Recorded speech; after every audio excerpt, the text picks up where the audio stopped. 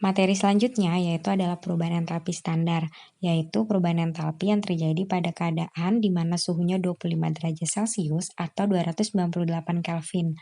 Kemudian tekanannya yaitu adalah 1 atm dan pada keadaan 1 mol. Dari ketiga keadaan tersebut yang paling penting itu adalah yang 1 mol, di mana lambangnya adalah delta H0. Bukan delta H derajat ya, tapi delta H0. Nah, untuk jenisnya yang pertama yaitu adalah perubahan entalpi pembentukan standar. Nah, pembentukan ini lambangnya adalah F, jadi delta H0F, di mana F-nya ini adalah formation. Untuk pembentukan itu sendiri, yang paling penting kata kuncinya berupa 1 mol produk. Contohnya bagaimana? Jadi di sini kita akan membuat asam klorida yaitu HCl yang terdiri dari, nah kalau pembentukan 2 orang kan jadi 1. HCl berarti terdiri dari hidrogen yang berupa gas ditambah dengan Cl2 rupa gas menjadi HCl atau asam klorida yang fasenya aqueous, di mana delta H0F-nya misalnya negatif 300 kJ per mol. 1 mol produk itu artinya produknya itu harus berupa 1 mol. Karena di depannya nggak ada orang, berarti dia udah dianggap 1 mol. H-nya tuh 1, di sebelah 2, berarti supaya 1 nilainya harus dikali setengah. Kemudian Cl-nya juga 1, maka supaya 1 sebelah kirinya juga harus dikali setengah. Nah, kenapa sih ditulis setengah Cl2, nggak 2 Cl2? Ya kembali ya tadi ya, kepentingannya itu kan maunya produknya itu adalah 1 mol. Sedangkan kalau misalnya yang di sebelah kanan ini kan 1 mol, kalau 2 Cl2 itu artinya 2 kali 2, yaitu 4. Sedangkan kalau setengah Cl2, yaitu nilainya 1. Nah, kemudian kenapa sih ditulisnya gas bukan solid?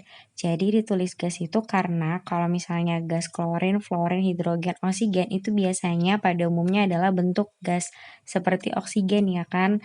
Di alam semesta itu bentuknya gas, makanya H2G bukan H2S atau Cl2.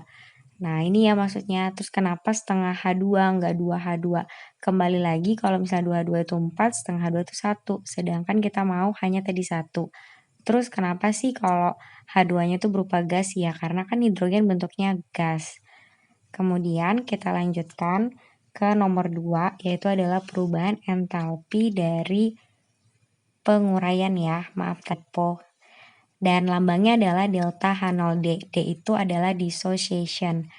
Nah, kemudian contohnya gimana? Jadi contohnya kalau penguraian itu dia kebalikan, yaitu 1 mol reaktan. Karena kita pengen nguraikan kan, makanya reaktannya 1 mol. Sehingga kita balik aja reaksi yang ada di atas tadi, yaitu HCl. Sorry ya, fasenya itu harusnya aqueous, saya typo. Ya, menjadi ini di mana delta nolnya plus 300 kJ per mol. Dan ini harus berupa 1 mol. Kebetulan di depannya kan nggak ada orang, berarti kita anggap 1. Supaya hanya itu sama antara kiri dan kanan, maka dikali setengah. Karena setengah kali 2 sama dengan 1. Cl-nya juga ada 1, berarti setengah kali 2. Nah, depannya juga dikali setengah. Itulah yang menyebabkan kenapa dia nilainya itu setengah H2. Dan kenapa sih kalau misalnya gas bentuknya, karena hidrogen kan kalau dalam semesta kita taunya dia bentuknya adalah gas, bukan padatan, bukan juga cairan. Nah, kemudian bagaimana kalau kita pengen menguraikan 2 mol? Ya udah deh, dari reaksi yang ada itu, jadi kita tinggal kalikan aja 2. Karena kan dia mau 2 mol, jadi 2 HCl setengah kali 2 itu sama dengan 1, baik kita tulis seperti ini. Nah, karena delta H-nya itu dia minta 2 mol kan tidak standar. Berarti kita nggak perlu delta H0, jadi delta HD aja dan harus dikali 2 delta H-nya. Nah, kenapa sih HCl terus di kiri? Kembali lagi ya, kita pengen menguraikan, makanya HCl-nya itu harus sebagai reaktan. Kemudian, yang selanjutnya, kenapa sih berupa mol? Ya, kembali lagi tadi ya, kondisi standarnya tuh berupa satuannya tuh adalah mol, bukan kilogram. Nah, selanjutnya, yang ini, kenapa sih bisa nggak sih delta H0F bisa jadi delta H0D? Bisa, asalkan dibalik. Nanti kalau misalnya dibalik, tandanya itu akan berubah. Jadi misalnya nih, ya, tandanya berubah tuh maksudnya gini. Misalnya kita balik aja, setengah H2 ditambah setengah Cl2 menjadi HCl. delta H0F, maka tandanya berubah. Yang pertama positif jadi negatif. Nah, itu maksudnya tanda delta H-nya yang akan berubah. Jadi positif jadi negatif, negatif jadi positif. Terus yang ketiga itu adalah perubahan entalpi dari typo, ketinggalan ya pembakarannya. Pembakaran standar. Typo juga dong, delta H0C, di mana C-nya itu adalah combustion, kemudian ya ini udah saya benerin ya. Nah, pembakaran ini dia harus berupa 1 mol senyawa hidrokarbon. Masih ingat nggak tentang hidrokarbon? Oke, jadi di sini ada satu ciri-cirinya direaksikan kalau pembakaran direaksikan dengan oksigen. Yang kedua, menghasilkan gas karbon dioksida dan air. Nah, dari situ kita buat reaksi pembakaran. Misalnya di sini soalnya adalah gas metana itu akan membebaskan kalor sebanyak 890 kilojoule per mol.